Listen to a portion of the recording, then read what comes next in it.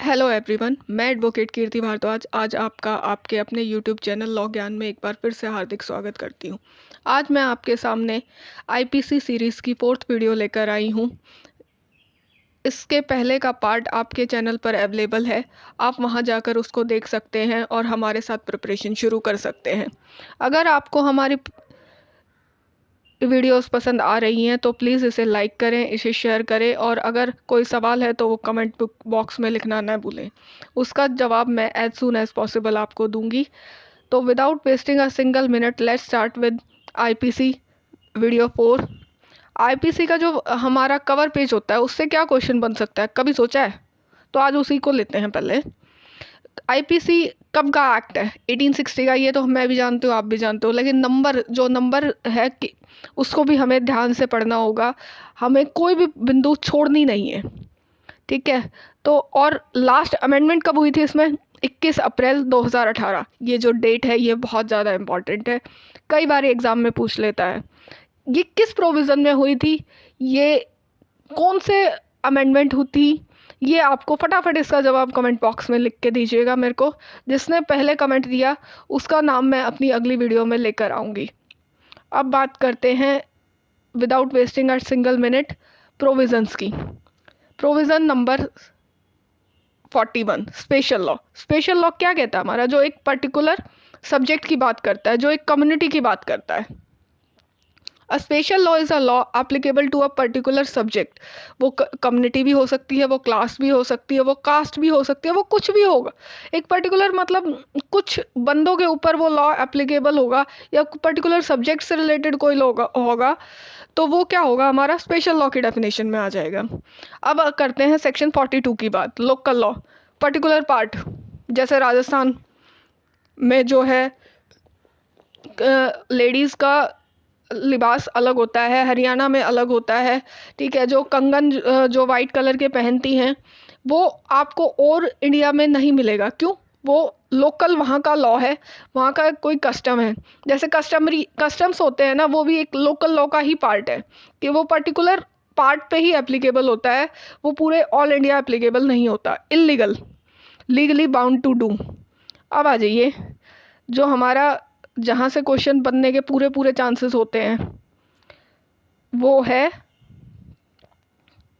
Section number 43, illegal legally bound to do.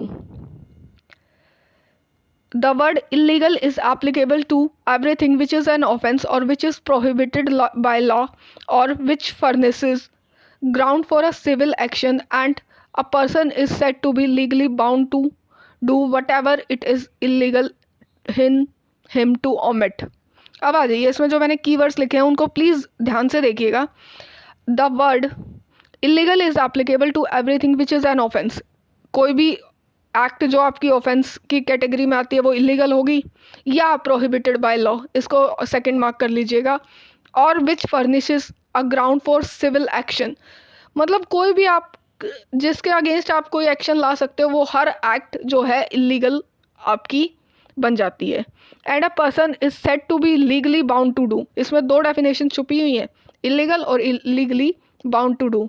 ऐसा काम whatever it is illegal in him to omit, ठीक है? ऐसा काम जो इलीगल ना हो ना, वो क्या होगा? लीगली बाउंड टू डू हो जाएगा। अब आ जाइए इंजरी पे की बात करते हैं। Section number 44, again heading base important है, आप नहीं स्किप कर सकते। The word injury denotes any harm whatever illegal cause to any person in the body, mind, reputation और द प्रॉपर्टी।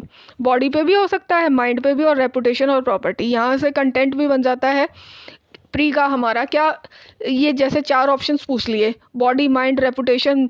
रेपुटेशन की जगह आपकी के बाद आपकी प्रॉपर्टी ना देके कुछ और XYZ चीज़ दे दी, तो हमें ये बताना होगा कि उनमें से ये किस पे ये एप्लीकेबल नहीं है। या 4 के अंदर आपको एक माइंड दे दिया, ठीक है, कि इंजरी क्या माइंड पे एप्लीकेबल होगी, तो yes it is applicable on the mind. तो हमें इसके क्या कीवर्ड्स होंगे हमारे? बॉडी, माइंड, रेपुटेशन और प्रॉपर्टी। अब आ जाइए सेक्शन 45 पे।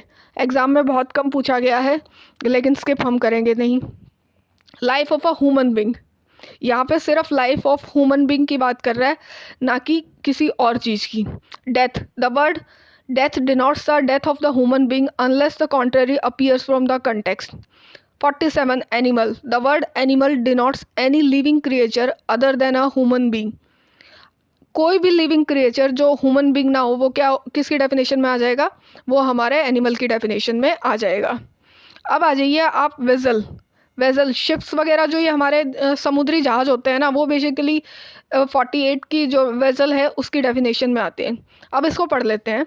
The vessel denotes anything made for the convenience by a person of human being और प्रॉपर्टी। क्या आ गया इसमें, शिप्स वगैरह, वही जो कन्वीनियंस के लिए जो समुद्री जहाज होते हैं बेसिकली, वो हमारा क्या हो जाएगा, वेजल की डेफिनेशन में। अब आ जाइए सेक्शन 49, ईयर और मंथ। ईयर और मंथ सिंपली जो ब्रिटिश कैलेंडर के हिसाब से होता है ना, उसको यहाँ पर आप आईपीसी में कैलकुलेट किया जाता है। सेक्शन 50, सेक्शन सेक्शन 50 में क्या डिफाइन है, सेक्शन डिफाइन है। The word section denotes one of the portion of the chapter of the code which are distinguished by prefix numerical figures. मतलब क्या बता रखा है कि जिसके आगे न्यूमरल फिगर है वो हमारा सेक्शन है। ठीक है, एग्जाम में नहीं पूछा गया है। आ जाइए 51 सेक्शन पे। अब बात करते हैं ओथ। ओथ क्या होती है, ओथ सुनी है, आपने भी सुनी है, कॉन्स्टिट्यूशन में भी हमने पढ़ा है कब है।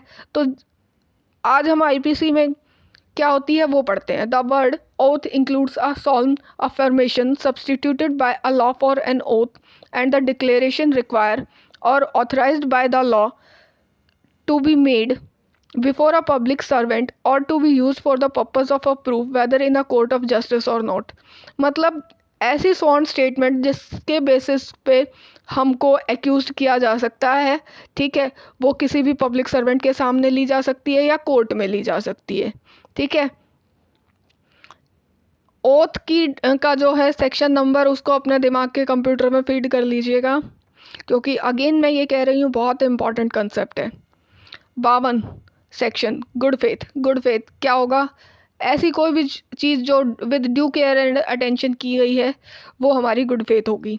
अब आ जाइए सेक्शन 52 है harbour. Harbour most important concept, mains में भी चांसेस हैं कि शॉर्ट नोट में पूछ लेगा। ठीक है, तो प्री में तो हमें ध्यान से पढ़ना ही पड़ेगा। Accept in section 157 and section 130 in case in which the harbor is given by the wife or the husband of the person harbored, the word harbor includes the supplying a person with shelter, mark कर लीजिएगा, food, drink, money, clothes, arms, ammunition or means or convenience, or the assisting a person by any means whether of the same kind as those enumerated in the section or not to evade apprehension. अब आ जाइए, एक बात बताइए मेरे को कि इसमें हमने पढ़ा एक्सेप्ट इन सेक्शन 157 और 130, इन दोनों के प्रोविजंस को छोड़ के आप किसी भी बंदे को अगर ये चीज़ें प्रोवाइड करा रहे हैं, वो भगोड़ा है, ठीक है, तो आप क्या कर रहे हो, उसको हार्बर कर रहे हो। 157 में क्या मेंशन आउट है, 157 में मेंशन है harbouring person hired for unlawful assembly, और section 130 states that aiding escaping और हार्बर ऑफ अ प्रिजनर। यहाँ से हेडिंग बेस्ड पूछेगा तो इसको ज़रूर मार्क कर लीजिएगा। अब चलते हैं हम चैप्टर 3 ऑफ द एक्ट, ये डील्स करता है सेक्शन नंबर 53 से लेके 75 तक। पनिशमेंट, आईपीसी पे तो आगे, लेकिन उसमें कितनी टाइप्स की पनिशमेंट है, ये 5 टाइप्स की पनिशमेंट है। एग्जाम का फेवरेट, एग्जामिनर का फेवरेट पार्ट है, फेवरेट सेक्शन है, क्वेश्चन पुट होने के बहुत चांसेस हैं। First death, second imprisonment of life, third repeal है। फोर्थ आ जाइए imprisonment which is of description namely rigorous with hard labour, and the second one is the simple imprisonment. Fifth जो define कर रहा है वो डिफाइन कर रहा है forfeiture of the property. Sixth define कर रहा है फाइन। ये हमारी 5 टाइप्स की पनिशमेंट है, जिसमें थर्ड पनिशमेंट जो है रिपील है। ठीक है, तो ये टोटल पहले कितनी थी, 6 थी, जिसमें से कि थर्ड रिपील हुई है। ठीक है, मैं अगेन कह रही हूँ कि ये बहुत ज़्यादा इम्पॉर्टेंट है, एग्जामिनर का फेवरेट सेक्शन है, इससे बहुत ज़्यादा चांसेस हैं कि एग्ज़ाम में क्वेश्चन पुट ऑन होगा, तो प्लीज़ इसे इम्पॉर्टेंट मार्क कर लीजिएगा, very important from exam point of view, specially pre. अब बात करते हैं हम अपने section number 53A, construction of reference to the transportation. इसको एग्ज़ाम पॉइंट ऑफ व्यू में बहुत कम चांसेस है पूछेगा, इसको स्किप कर दीजिएगा, ये नहीं पूछा जाएगा प्री में। अब आ जाइए 54 चांसेस जहाँ से हैं। Commutation of the sentence of death, in every case in which the sentence of death shall have passed, the appropriate government may without the consent of the offender commute the sentence for any other punishment provided by this code। Commutation मत कर सकता है, कौन करेगा? Appropriate government करेगी। कौन से section में डिफाइन है? ये डिफाइन है सेक्शन नंबर 54 में। कम्यूटेशन किसका है? डेथ सेंटेंस का। सेक्शन 55 में जो है वो कहाँ क्या डिफाइन है? वो डिफाइन है computation of the sentence of imprisonment for life. ये भी ध्यान रखिएगा, ये भी विद द किसके पास अथॉरिटी है? अप्रोप्रिएट गवर्नमेंट के पास, ठीक है। इसको पढ़ते हैं, इसमें पनिशमेंट का भी प्रोविज़न है। In every case in which the sentence of imprisonment for life shall have been passed, the appropriate government, किसमें?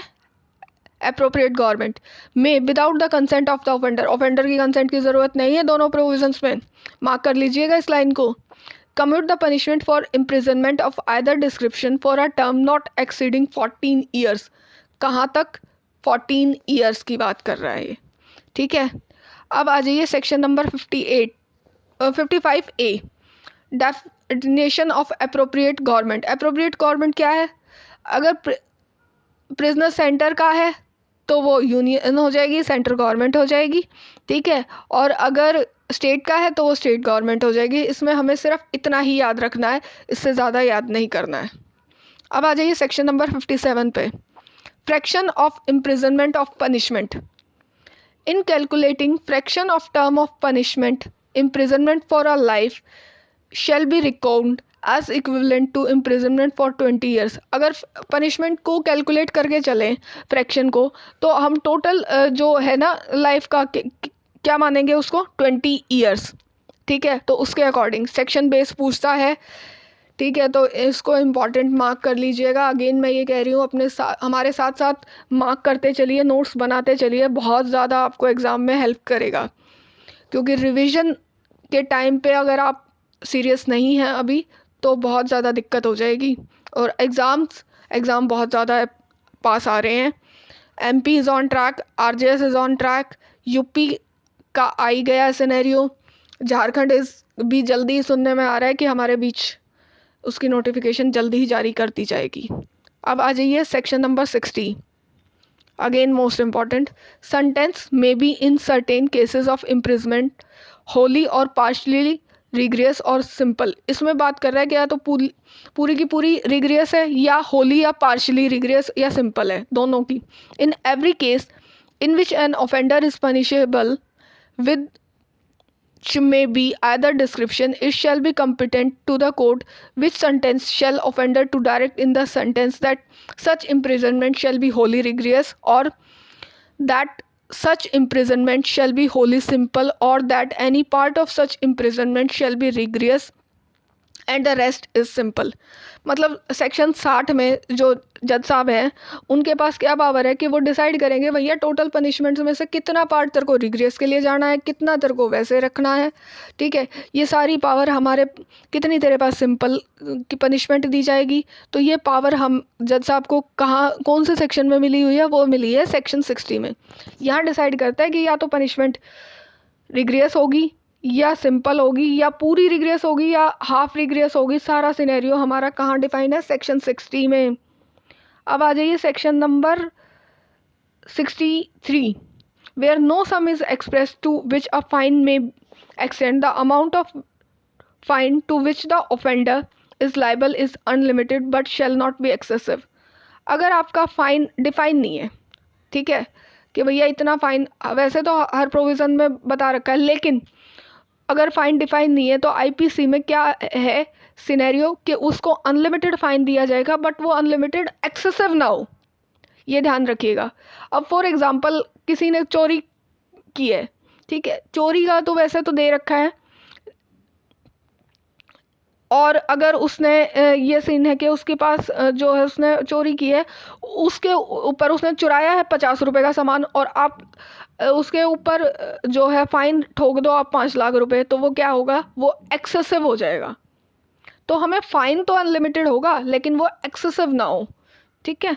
तो अब आ जाइए हम बात करते हैं सेक्शन नंबर 64। अगेन एग्जामिनर का फेवरेट पार्ट है, इसको मार्क कर लीजिएगा इंपॉर्टेंट अपनी बैरक में, और मैं अगेन कह रही हूँ अपने नोट्स बनाते चलिए हमारे साथ। In every case of an offence punishable with the imprisonment as well as fine in which the offender is sentenced to a fine whether with or without imprisonment. अब बात कर रहा है यहाँ पे sentence of imprisonment for non payment of fine. अब कई बार क्या होता है कि पनिशमेंट के साथ साथ फाइन भी लगा देते हैं, लेकिन अगर वो फाइन आपने पे नहीं किया तो उसके एवज में भी आपको जेल में कुछ टाइम बिताना पड़ता है। वो उस प्रोविज़न के बारे में यहाँ बात कर रहा है हमारे सेक्शन नंबर 64 में। इन every case of an offence punishable with the imprisonment as well as fine in which the offender is sentenced to a fine whether with or without imprisonment, and in every case of the offence punishable with imprisonment of a fine or with fine only in which the offender is sentenced to a fine। अभी तक punishment बताया कि with or without imprisonment हो या खाली fine के साथ हो या कैसे है। It shall be competent to the court which sentence such offender to direct by the sentence that in default of the payment of the fine the offender shall suffer the imprisonment for a certain term. वो कितने term के लिए jail के अंदर में जाएगा, वो कौन से प्रोविज़न में है जज साहब के पास पावर, हमारे सेक्शन नंबर 64 में। In which imprisonment shall be in excess of any other imprisonment to which he may have been sentenced or to which he may be liable under a commutation of sentence। मतलब कि जो आपने fine नहीं दिया ना, उसके एवज में भी आपको जेल में डाला जा सकता है। वो डिसाइड करने की पावर कौन से सेक्शन में है जज साहब के पास, वो है हमारे सेक्शन नंबर 64 में। अगेन मैं कह रही हूँ बहुत इंपॉर्टेंट है, इसको इंपॉर्टेंट मार्क करते चलिएगा। अब आ जाइए section number 65। Limit to the imprisonment for the non payment of a fine when imprisonment and fine are awardable. Imprisonment और फाइन दोनों इकट्ठे दिए हैं भैया, ठीक है। The term for which the court directs the offender to be imprison in default of the payment of fine shall not exceed. अब decide करने की पावर तो है, लेकिन कितनी जाएगी वो जाएगी 1/4 पनिश जो है टोटल। अब आपने पनिशमेंट दी 3 साल की और टोटल, और फाइन के एवज में आप उसको 3 साल नहीं डाल सकते हो, उसको आप 3 साल का 1/4 तक ही आप उसको जेल में डाल सकते हो अगर आपने उसको फाइन के तौर पे जो अमाउंट फिक्स किया गया है वो कोर्ट में जमा नहीं कराया है तो। अब इसके प्रोविजंस को पढ़ते हैं। The term for which the court directs the offender to be imprison in default of the payment of a fine shall not exceed, कितना मार्क कर लीजिएगा, 1/4 of the term of the imprisonment which is the maximum fixed for the offence if the offence be punishable with the imprisonment as well as fine. अब आ जाइए 66 को skip कर दीजिए, 67 पे आ जाइए। Imprisonment for the non payment of a fine when the offence punishable with fine only. अभी तक तो इम्प्रिजनमेंट के साथ हमें फाइन मिल रहा था, अब खाली फाइन की बात कर रहे हैं। अब if the offence be punishable with fine only the imprisonment which the court impose in default of the payment of fine shall be simple. Punishment कौन सी होगी, वो होगी simple punishment. Types of punishment हमने कौन से सेक्शन में पढ़ी थी, हमने पढ़ी थी सेक्शन नंबर 53 में, ध्यान रखिएगा। And the term for which the court directs the offender to be imprisonment in the default of payment of fine shall not exceed the following scale, that is to say for any term not exceeding 2 months। 2 months की बात है। When the amount of fine shall not exceed 50 rupees, ये जो है ना, मैंने जैसे notes ये पॉइंटर बना रखे हैं, आप भी अपने बैरक पे बना लीजिएगा, आपको बहुत ज़्यादा हेल्प करेंगे एग्ज़ाम पॉइंट में। And for the term not exceeding 4 months when the amount shell not exceed 100 rupees.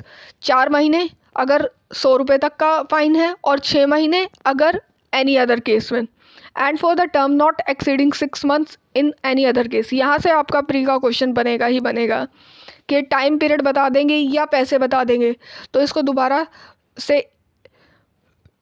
पढ़ते हैं। 50 रुपये के लिए 2 महीने तक की जेल, 100 रुपये तक के लिए 4 महीने तक की जेल, और 6 महीने एनी अदर केस में। ठीक है, तो इसको अपना बैरक में नोट डाउन करते चलिएगा, बहुत ज़्यादा इंपॉर्टेंट कंसेप्ट है। अब आ जाइए 68 पे, imprisonment to terminate on the payment of fine. Heading base है, इसको हेडिंग बेस पढ़ लीजिएगा, मार्क कर लीजिएगा। जैसे ही आपने पेमेंट पे कर दी है तो आपका जो है सेंटेंस क्या हो जाएगा, टर्मिनेट हो जाएगा। Termination of the imprisonment on the payment of proportional part of the fine. Again exam में पूछ सकता है, तो इसको हम को सर्कल डाउन कर लेते हैं। If before the expiration of the term of imprisonment fixed in the default of payment of fine, such a proportion of the fine be paid or levied that the term of imprisonment suffered in the default of payment is not less than proportional to the part of the fine still unpaid, the imprisonment shall terminate. 5 साल की सज़ा आपको सुनाई गई है, ठीक है, या 3 साल की सुनाई गई है फॉर एग्जांपल, और अब वो आपने सर्व कर लिए।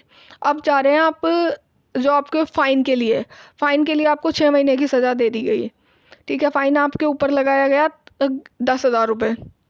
ठीक है, अभी 3 महीने में से 1 महीने गया है और आपने पेमेंट जो है वो कोर्ट में सबमिट करा दी है कि भैया प्रोपोर्शनल पार्ट जो 2 महीने का बचा है। तो उस सिचुएशन में क्या होगा, आपने जो 3,500 रुपये जमा कराए हैं ना, उसका को छोड़ के जो बाकी 2 महीने की आपने पेमेंट कोर्ट में जमा कराई है, उसको लेने के बाद आपके 2 महीने की जो इम्प्रिजनमेंट है उसको टर्मिनेट कर दिया जाएगा। फॉर एग्जांपल आप प्रोपोर्शनेट अमाउंट जो है ना फाइन का डिपॉजिट करा देते हो, तो लेफ़्ट ओवर पीरियड के लिए जो आपकी पनिशमेंट का प्रोविज़न बचा हुआ था, टेन्योर बचा हुआ था, वो आपका टर्मिनेट कंक्लूड कर दिया जाएगा उसी दिन से। मेंस में पूछा जा सकता है, मेंस में ये सिचुएशन बेस्ड बना के आपको देगा, डायरेक्ट नहीं पूछेगा। अब आ जाइए section number 70, fine leviable within 6 years और during imprisonment that not to discharge property from liability. The fine और any part thereof which remains unpaid, जो अनपेड रहा है, may be levied at any time within the 6 year after the passing of the sentence। Fine को की recoverable कब तक किया जा सकता है, जिस दिन से सेंटेंस हमारा पास हुआ उसके 6 साल तक, सॉरी।